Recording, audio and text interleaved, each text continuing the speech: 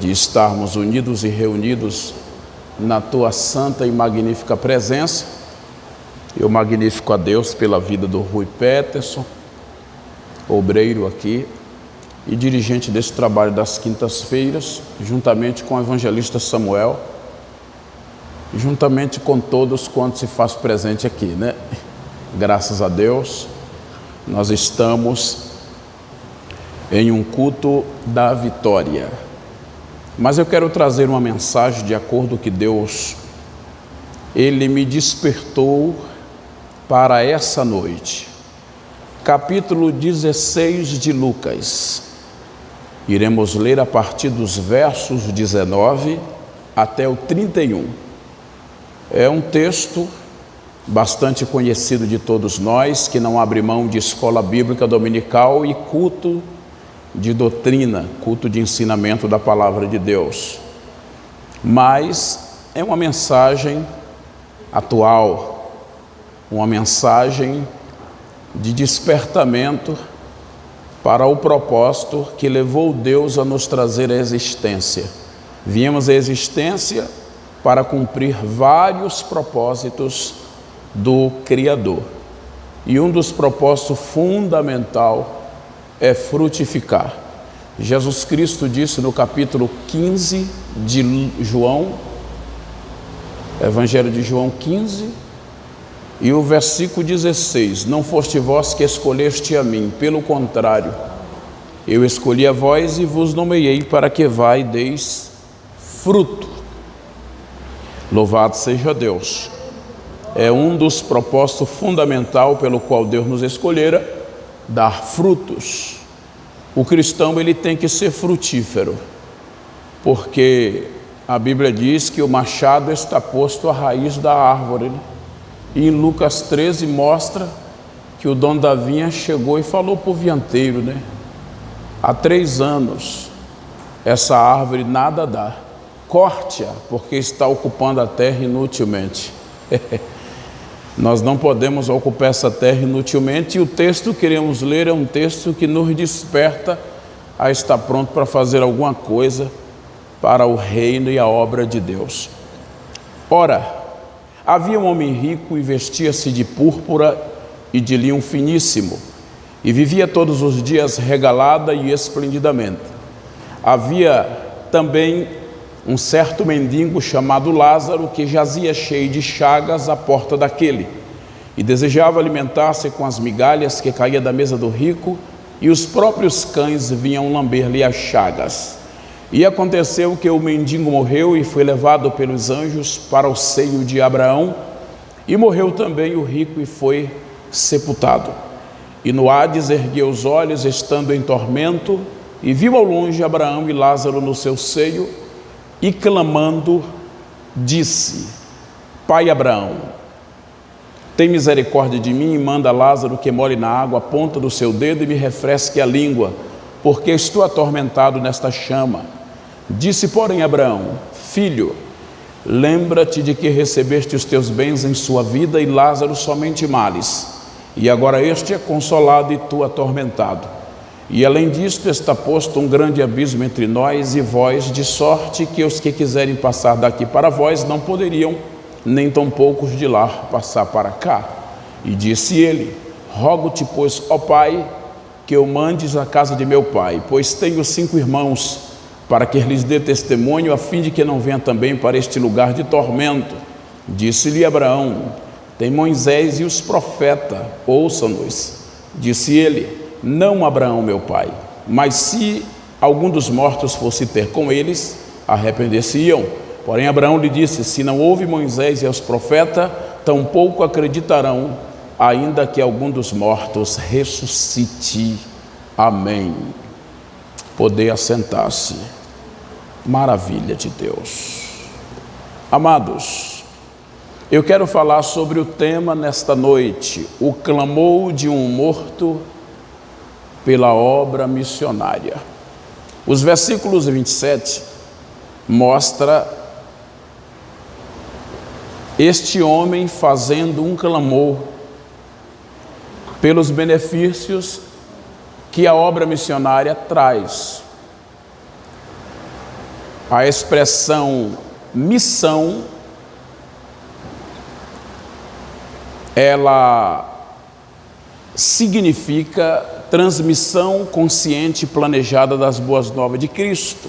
Fazer missões significa a gente transmitir as boas novas.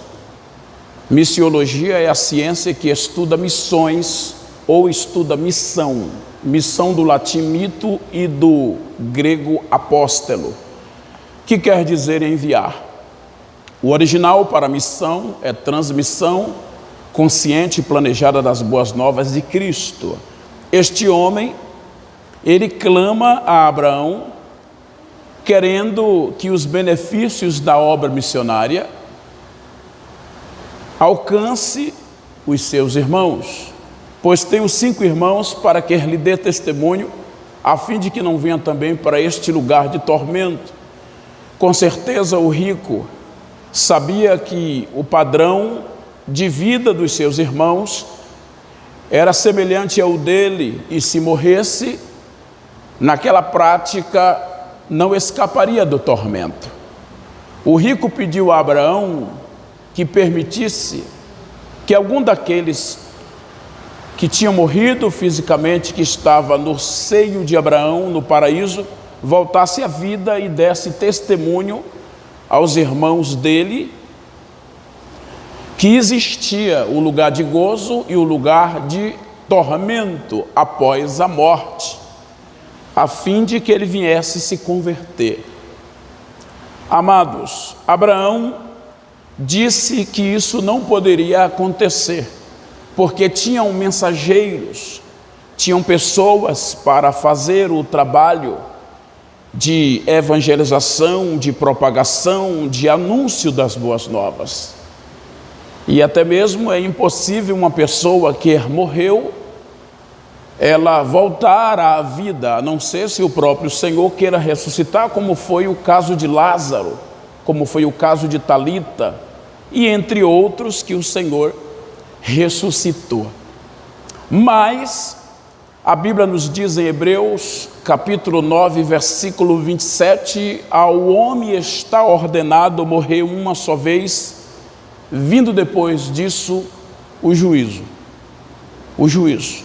Nós sabemos que o Salmo 88, verso 49 diz: que homem há que viva e não veja a morte, ou que livre a sua alma do poder do mundo invisível. Ninguém pode bater no peito e dizer: eu não vou ver a morte, porque para morrer basta estar vivo. O patriarca Jó disse no capítulo 30 e o versículo 23: bem sei eu que me levarás à morte, e a casa do ajuntamento destinada a todos os viventes. Nós chamamos de cidade do pé junto, né? Está falando do cemitério, onde tudo fica juntinho ali, né? Amado, Jó tinha esta consciência, o salmista também tinha. Eclesiastes, capítulo de número 10, capítulo 9, verso 10 diz: tudo quanto te vinha à mão para fazer, fazei-o conforme as tuas forças, porque para a sepultura onde tu vais não há obra, não há ciência e não há sabedoria alguma. Eclesiastes 8:8 diz: assim como não temos poder para parar ou reter o vento, assim ninguém tem domínio sobre o dia da morte. Quando chega a hora, vai, não há quem escape.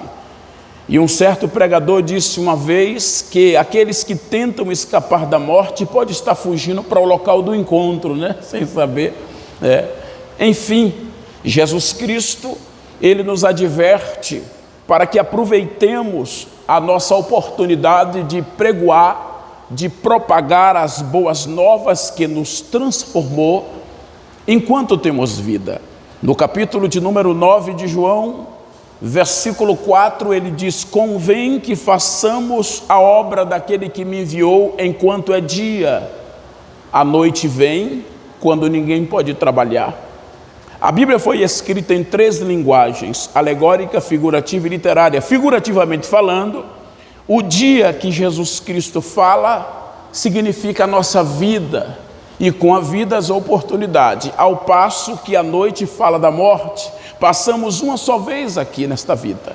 Se não fizermos agora o que temos oportunidade de fazer para Deus, nunca mais faremos.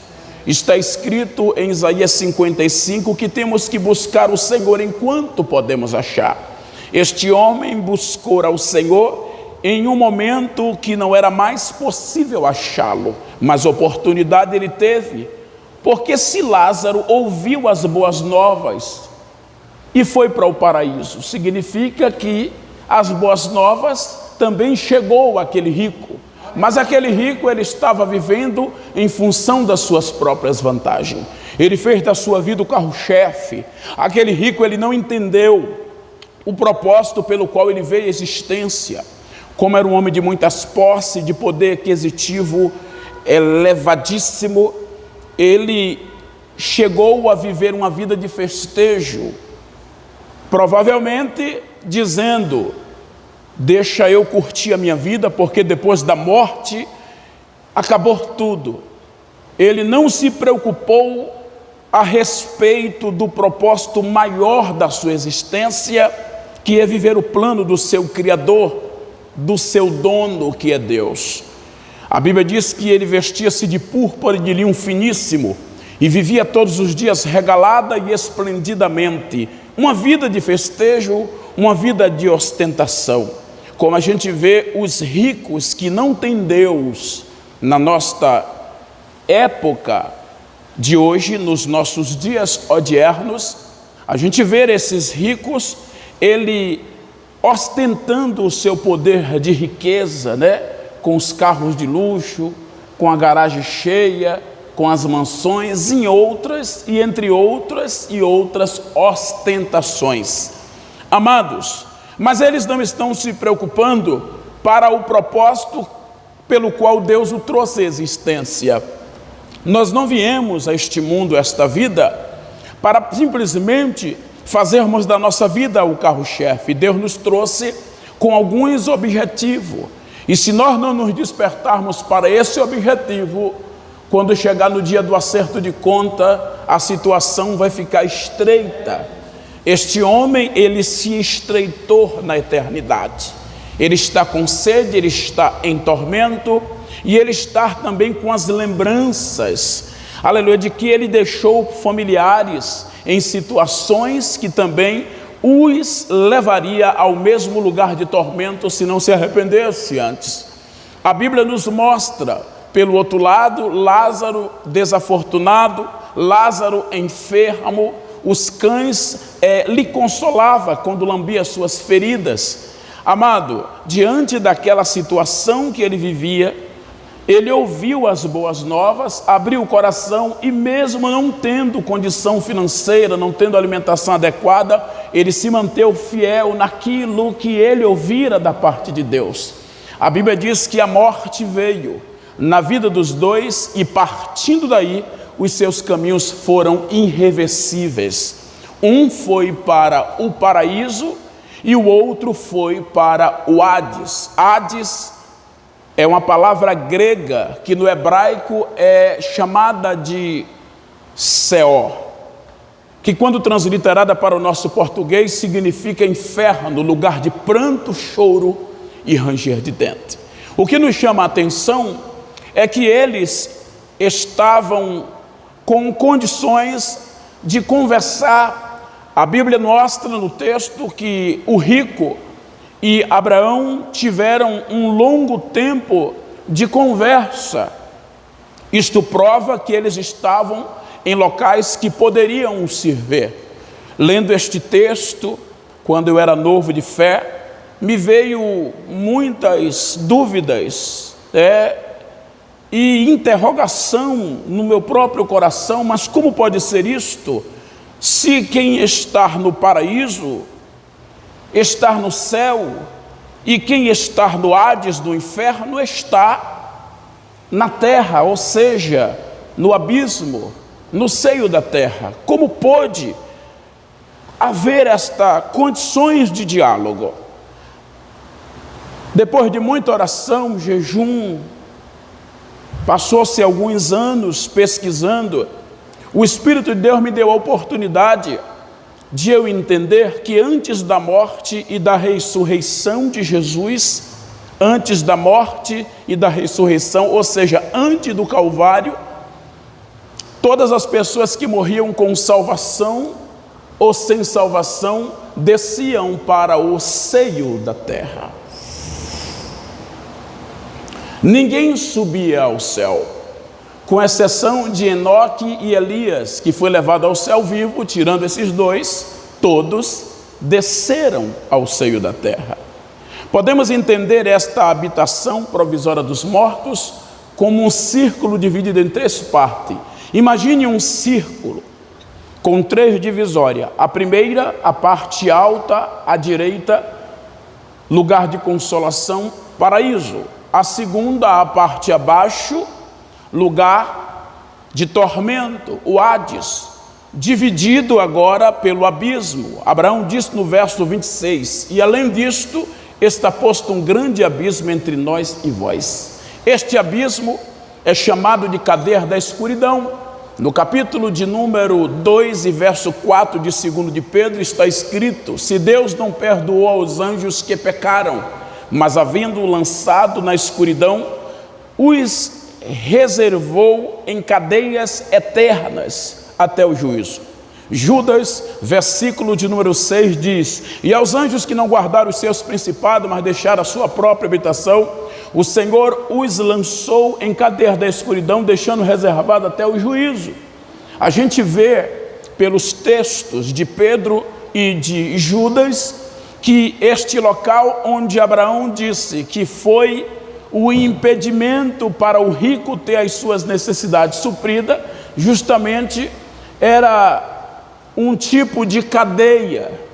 Ou seja, os anjos que, quando se reuniu com Lúcifer para se rebeliar contra Deus e foram expulsos do céu, estes anjos caídos, Deus dividiu em duas classes. Uma parte, o Senhor o deixou preso. A outra, o Senhor permitiu que ficasse solta como estão, a mando de Satanás, cumprindo uma tríplice função de roubar, matar e destruir. Amados, esta classe de anjos caídos que estão presos aqui no Tártaro. Tártaro é uma palavra grega que significa cadeias da escuridão. É o mesmo que abismo, aonde Abraão explicara ao rico que ele não poderia ter as suas necessidades supridas, porque os de cá não podiam ir para lá, os de lá não podiam vir para cá, por conta do abismo. Estes anjos que ficaram presos ali serão soltos no Apocalipse, capítulo 9 de Apocalipse. A Bíblia diz que a porta do poço do abismo será aberta, e dali sairão demônios, anjos caídos, com as características diferenciadas para poder causar destruição às pessoas que não terão a marca de Deus, isto no período da grande tribulação. Eles estão presos e reservados para ser soltos para um juízo específico. Mas, enfim, antes do Calvário, antes da morte e da ressurreição de Jesus, existia esses três lugares no seio da terra. Existia o paraíso à direita, o Hades à esquerda, a parte abaixo, dividido do abismo.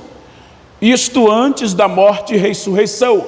Depois que Cristo enfrentou a morte, a sepultura e as venceu, ele fez uma mudança radical no mundo das almas e dos espíritos, transladando para o terceiro céu a parte do paraíso.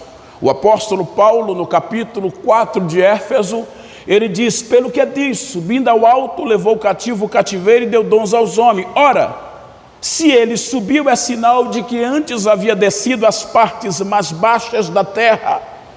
Aquele que desceu é o mesmo também que subiu acima de todos os céus para cumprir todas as coisas. A expressão levou cativo o cativeiro significa que Cristo, quando ele enfrentou a morte e a sepultura e as venceu, ele recebeu do Pai todo o poder sobre o céu e sobre a terra. Recebeu as chaves da morte e do inferno.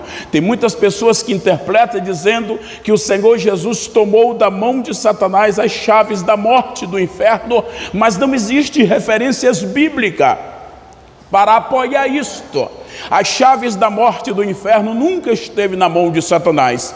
O próprio Pai, que agora glorificava o Filho pela fiel missão cumprida, lhe dando todo o poder sobre o céu e a terra, lidera também as chaves da morte e do inferno. Cristo transladou a parte do paraíso e levou para o terceiro céu para que se cumprisse o que Salomão, no capítulo 15 de Provérbios, e o versículo de número, capítulo 15, verso 24, para o sábio o caminho da vida é para cima, para que ele se desvie do inferno que está embaixo.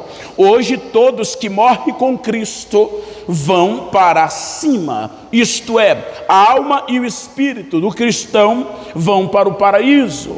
E o corpo do cristão desce ao pó, entra em um paletó de madeira, desce 7 palmos de cova fria e ali volta ao pó, porque do pó veio. Como também há o corpo do ímpio, nós somos tricotômico, corpo, alma e espírito. Então tanto o justo como os injustos, quando morremos, o corpo entra em decomposição e tem que ser enterrado, porque a carne que mais fede é a carne do ser humano.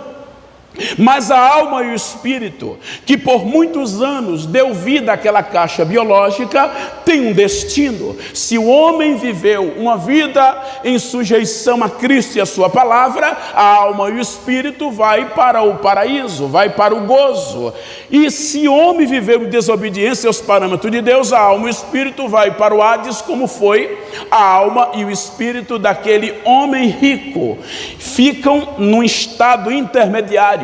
O estado intermediário significa um lugar espiritualmente fixo, onde as almas e os espíritos dos mortos aguardam a ressurreição de seus corpos, para posteriormente apresentar-se perante o Supremo Juiz. Quando a trombeta tocar e o Senhor decretar a ressurreição, aquela época, aquela fase de ressurreição, a Bíblia nos mostra que os corpos das pessoas serão ressuscitados. O justo terão os seus corpos incorruptíveis, mas o ímpio ressuscitará com um corpo imperecível, um corpo que queima, mas não deterioriza, não acaba. Amados, a alma e o espírito pertencente ao corpo que será ressuscitado de acordo à ordem de Deus, na época que Deus ordenar, a alma e o espírito, ela sairá do estado intermediário, unirá ao seu corpo novo, ou incorruptível, ou perecível, para dali passar pelo julgamento. Da maneira que pecamos, ou da maneira que vivemos uma vida santa, seremos julgados no corpo, na alma e no espírito. Por causa disso, houve a possibilidade, a condição do rico conversar com Abraão e Abraão podê-lo responder, mas isto foi antes da morte e ressurreição de Jesus. Hoje a história foi outra, mas somente o justo goza desta mudança, porque como o seio de Abraão foi transladado para o terceiro céu, permanecendo nas regiões inferiores da terra, o Hades, que é o Seor no hebraico, que é o lugar de pranto, choro e ranger de dente, como também o Tártaro, que é o abismo, onde os anjos que não guardaram os seus principados estão presos para ser solto na grande tribulação. Mas, amado, essa mensagem me chama a atenção a respeito da oportunidade que temos. Observe bem, este rico, ele teve a oportunidade de fazer a obra de Deus das 3 maneiras que que conhecemos a obra do Senhor, a obra missionária, ela não é só feita dessas três formas. Existe 1001 maneira, formas de fazermos missões, mas as mais conhecidas é o quê? Com os pés dos que vão, com as mãos dos que contribuem e com os joelhos do que ora. Este homem, ele teve a capacidade de fazer a obra de Deus com os pés, com as mãos e com o joelho. Ele era um homem saudável, um homem inteligente, um homem que tinha um poder financeiro alto, tinha muitos amigos. Ele poderia alcançar muitas pessoas nos lugares que ele não quisesse ir ou não pudesse ir. Ele poderia financiar, custear o envio de missionários, de pessoas que levaria a palavra. Ele não aproveitou a oportunidade que Deus dera a ele para poder ele fazer a obra. Ele viveu a sua vida toda, e quando ele morreu, ele ainda morreu sem salvação. O Senhor, nesta palavra, ele nos desperta para aproveitar o tempo que se chama hoje, porque o amanhã não nos pertence. Viva o hoje, projete o amanhã, mas confie em Deus. Por quê? Porque o amanhã possa ser que não estaremos aqui. Amado, nós estamos vivendo no fim dos tempos, pré-arrebatamento. A qualquer momento a trombeta vai tocar e o Senhor vai nos arrebatar. O primeiro lugar que a igreja irá parar quando for arrebatada é o tribunal de Cristo. E o que é o tribunal de Cristo? O tribunal de Cristo, amado, significa avaliação. Isso significa que nós seremos avaliados pelos serviços que prestamos para receber galardão. Mas se a gente não trabalhar aqui, se a gente não der fruto, se a gente não aproveitar a oportunidade que Deus nos dá para evangelizar, para ganhar alma, porque nós somos salvos, somos crentes, somos, aleluia, entendidos, nós somos transformados, temos o nome no livro da vida. Mas isto aconteceu porque alguém veio e falou aos nossos ouvidos a respeito de Cristo. Oh, de pacahai, tu me que assumi cantarabacá. Você lembra quem você era antes de servir Jesus? E estava com o passaporte carimbado para a eternidade, sem Deus, sem Pai, sem salvação. Se eu e você morrêssemos lá, estar no mesmo lugar que está o rico, em pranto, choro e ranger de dente. Mas que maravilha, a gente não morreu lá. Alguém chegou e nos anunciou, falou aos nossos ouvidos, nos fez conhecer as boas novas de salvação. O Espírito Santo, aproveitando aquela oportunidade, nos convenceu do pecado, da justiça e do juízo. Maravilha de Deus. Aquilo que era para a morte na nossa vida, Jesus entrou e deu vida. Mas qual o propósito do Senhor ter chegado no momento em que todos disseram que eu e você não tinha jeito, que o jeito era morte? No meu caso mesmo, eu tenho convicção que eu ia morrer. 17 de fevereiro de 2001, 21 anos atrás, vai fazer 22 anos agora, né? 17 de fevereiro de 2023, faz 22 anos. Sabe onde eu estava há 22 anos atrás? Eu não sabia. Tinha passado a virada de ano na rua, sujo, barbudo, cabeludo, o dente preto, sujo, porque não escovava, fumava muito cigarro, usava droga, usava crack. O dente sujo de nicotina de cigarro, porque não escovava, quase meio quilo de lodo no corpo, nu da cintura para cima,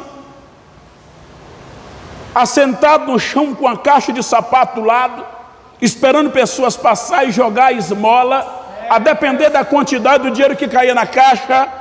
Eu botava a caixa debaixo do braço, entrava no Maciel, Pelourinho, centro histórico da capital Salvador, Cracolândia. Lá fazia o crack e vendia. Eu comprava um tiro de pedra de crack, fumava e voltava. Queridos, como se isso não bastasse, eu ainda tinha algumas enfermidades. Eu caía dando epilepsia, eu tinha problema de tiroide, entre o queixo e o papo, uma laranja parecendo mais... uma laranja, um genipapo, aquela enfermidade. Eu tinha tuberculose, passei muito tempo preso, peguei pneumonia crônica, fiquei branco, parecendo leite sem sangue, fraco, anêmico. De tanto entrar e sair na cadeia, foram 11 vezes que eu fui preso. Eu peguei uma bactéria chamada nhaca de cadeia. Quanto mais coça, mais leproso fica. Eu era leproso, cheio de doença. Doença que eu nem sabia que tinha. As pessoas passavam e diziam: o jeito para você é um paletó de madeira e 7 palmos de cova fria. Eu olhava e dizia: é verdade. Saiu 4 vezes na capa do jornal e uma na televisão no BATV da Bahia. O nome estava mais sujo do que puleiro de galinha. Não tinha jeito. Não tinha. Se alguém passasse e dissesse: vou ajudar esse rapaz, eu vou dar aqui dinheiro a ele, ia estar acelerando o processo da minha morte. Porque eu não dava conta de ficar sem usar crack, assim como o carro não anda sem gasolina, não dava sem um crack. Naquela situação aparentemente perdida, as pessoas passavam e diziam: pau que nasce torto, morre torto, e se queimar até a cinza fica torta. Eu acreditava, porque eu não conhecia o carpinteiro chamado Jesus. Amado, e muitas palavras de maldição, e eu acreditando. Só que 17 de fevereiro de 2001, está eu lá, acreditando que o jeito era morte, que aquele ano eu morreria, não ia passar. E não ia mesmo, se Jesus não chega, não ia. A Bíblia diz que ele é socorro bem presente na angústia. Aí passou um jovem evangelizando, parou na minha frente, apontou um dedo, que eu nunca vi dedo grande como aquele até o dia de hoje, e disse: mendigo, eu conheço um Deus chamado Jesus, que pode lhe tirar do pó e da cinza e lhe fazer um pregador do evangelho. A palavra penetrou, abalou os esqueléticos, magro, doente, abatido, fraco. Oh, amada, a lágrima começou a cair, e o Espírito me convenceu que aquilo era verdade. Levantei minhas 2 mãos, repetindo o que o homem mandava fazer, aceitando Jesus como Senhor e Salvador da minha vida. O carpinteiro de Nazaré me pegou pela mão direita, espiritualmente falando, me levou na sua carpintaria, passou a prânia para o lado, o formão para o outro, usou as ferramentas de um carpinteiro. Amado, e olha só o que aconteceu. Vai fazer 22 anos agora, que o Senhor me transformou. Aquilo que era para a morte, Jesus chegou e deu vida. Ele não só me salvou espiritualmente, Ele não só perdoou os meus pecados e colocou meu nome no céu, como também Ele prolongou a minha vida.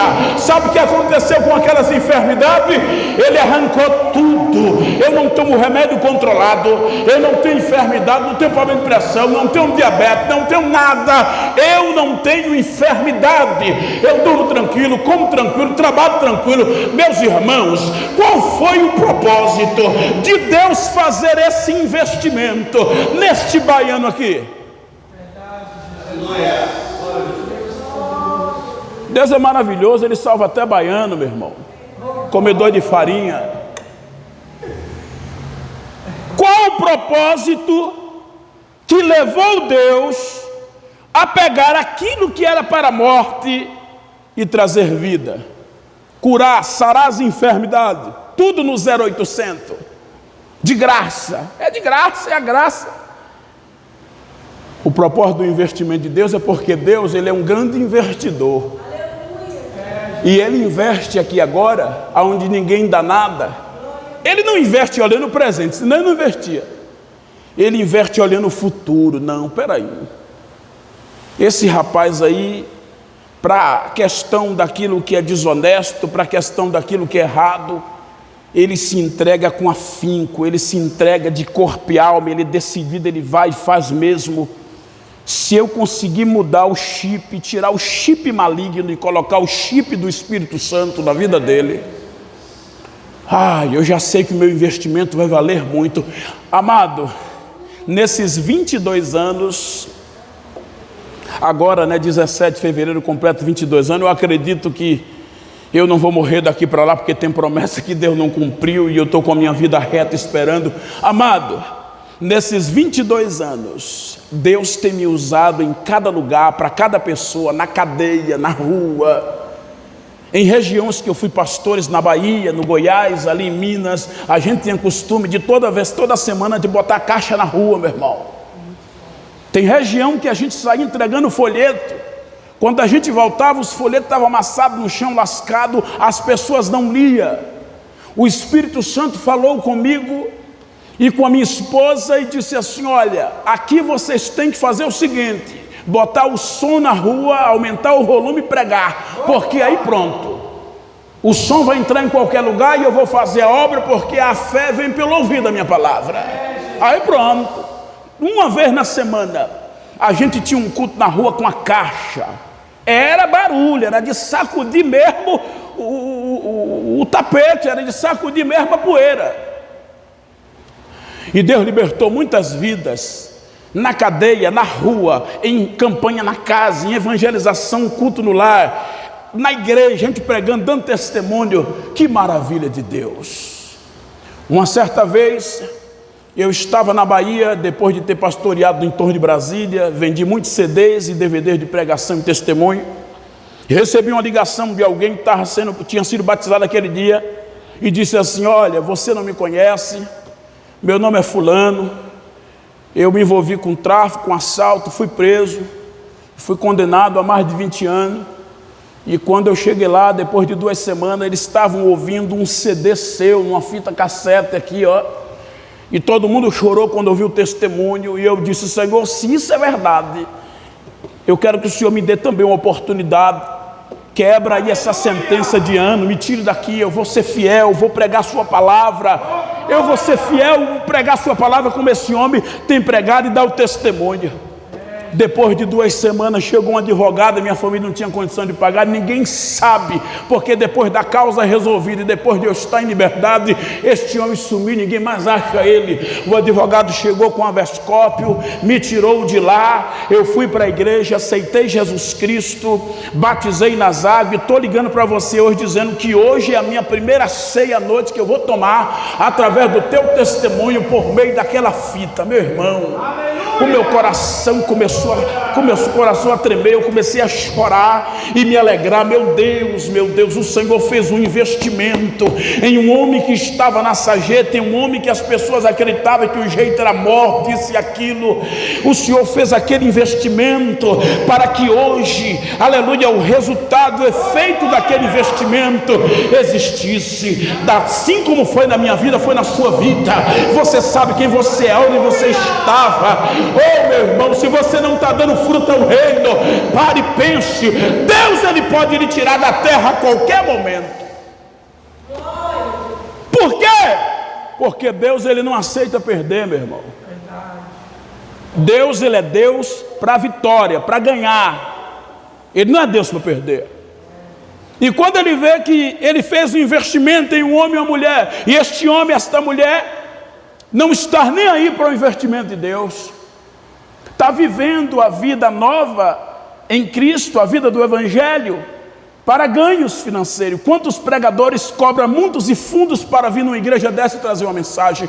Quantas pessoas deu o dom de louvar, deu a revelação de letras de louvor, gravou e tudo, e para vir num lugar desse aqui, não pode vir numa igreja dessa.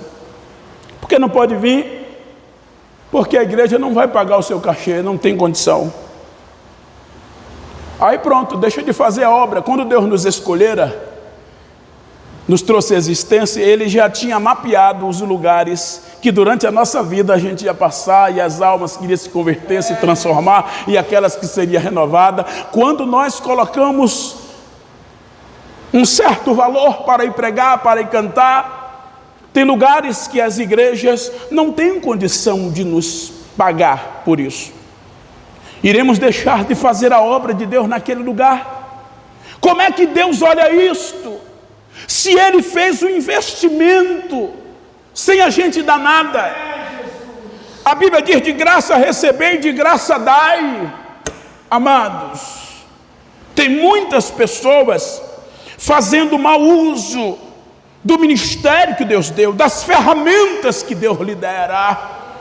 Ai, que não seja nós fazendo uso errado, porque Jesus Cristo falar, eu já falei aqui mais cedo, no começo da mensagem, capítulo 13 de Lucas, eu estou encerrando já.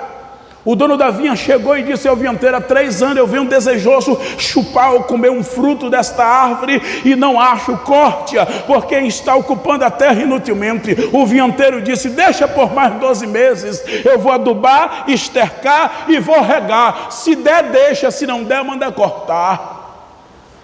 Isso significa o quê? Deus é o dono da vinha, da obra. Nós somos a plantação de Deus. O Espírito Santo é o vinhateiro que cuida da obra, da plantação, da lavoura do Senhor. E aí pronto, Deus, todo ano, de tempo em tempo, Ele vem a nós. Deixa eu ver a produtividade de Adjomar. Eu investi tanto nele, ele está numa baixa terrível. Não, peraí, não vamos perder ele para o inimigo. Já estou vendo o que é que vai acontecer. Ele não está correspondendo à altura. Dei tudo para ele corresponder à altura, fazer minha obra, e ele estar vivendo em função das suas próprias vantagens. Ele está usando meu nome e minha palavra, o meu povo, para poder ter ganho próprio, e a minha obra, o propósito do meu investimento. Aí Deus já vai pensar em fazer o quê? Passar a espada, paletó de madeira e 7 palmos de cova fria. Mas aí o Espírito Santo diz: Senhor, deixe por mais 12 meses. Se em 2023 não der fruto, antes de acabar o ano, a gente não vai passar 2024. Não vai virar o ano. Eu prometo que eu vou adubar, estercar e regar, isto é, vou dar sonho, visão, revelação, vou colocar em local aonde eu irei usar pessoas no louvor, na palavra, vou falar, vou revelar, vou mostrar, a fim de que se desperte. Se despertar e produzir, deixa. Agora, se não, corte-a. Amado, tem muito crente sendo recolhido para a eternidade antes do tempo, e como a obra de Deus não para, porque nós não somos insubstituível, Deus está colocando outros no lugar. Aleluia. Talvez você e eu estejamos ocupando o lugar de alguém que não quis.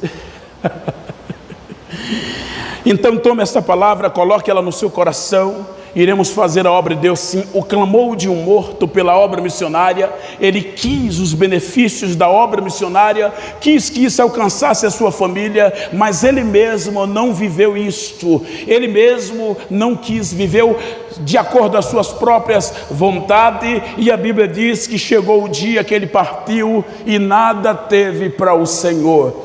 Que nós não sejamos isso, que nós não caiamos neste erro. O investimento que Deus fez na sua e na minha vida foi um investimento muito alto. Pare e pense onde você estava e aonde você está. Aleluia. Tem até um hino que diz: posso, tendo mãos vazias, com o Senhor me encontrar. Quantas almas poderia ao Senhor apresentar? Fale. Aonde há um coração sem Deus, aí há uma grande obra missionária. Fale, pregue o Evangelho. Deus, ele fez um investimento na sua e na minha vida por algum motivo, e Deus não aceita investir para perder. Se eu e você não tivermos dando a frutificação diante daquilo que Deus investiu, você pode pagar o plano funerário, porque não vai demorar. Vamos ficar de pé, que eu quero orar, e eu quero pedir ao Senhor que nos desperte nesta noite. Pai eterno, Pai querido, o Senhor nos dera a mensagem é do Senhor.